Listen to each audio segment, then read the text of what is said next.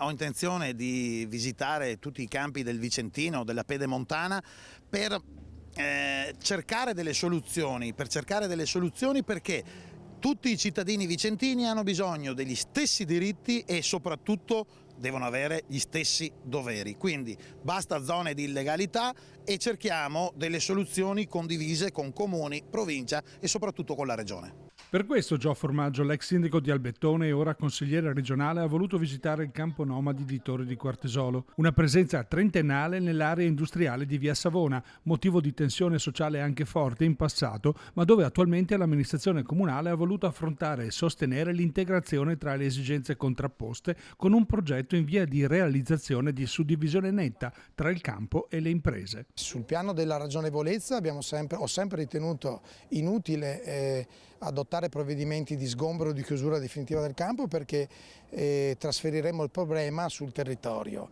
Dal punto di vista invece della concretezza stiamo portando avanti e definendo degli accordi con le attività produttive per riqualificare integralmente Via Savona e eliminare ogni interferenza tra il campo Rom, la vita del campo Rom e le attività medesime. Io ho mandato via tutti i rom, carovane, chiunque sia venuto ad Albettone è stato mandato via. Però capisco anche la situazione di Torri di Quartesolo, avere il pugno duro quando è ora, però anche prendere i bambini, venire qua al mattino e dire: ragazzi, tutti su in macchina, vi porto a scuola.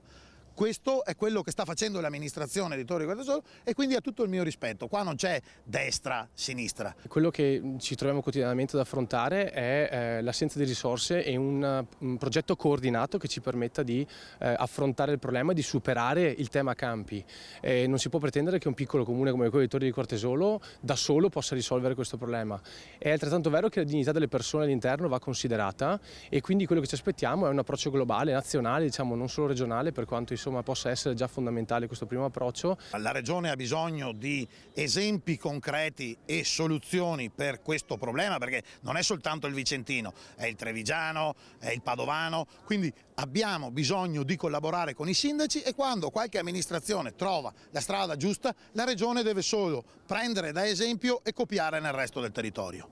È stato il primo sindaco che ha accolto il mio invito e adesso il prossimo sarà Giacomo Possamai a Vicenza, perché voglio capire anche com'è la situazione dei Rom a Vicenza e dopo mi sposterò sull'area della Pedemontana perché abbiamo bisogno di risolvere questo problema.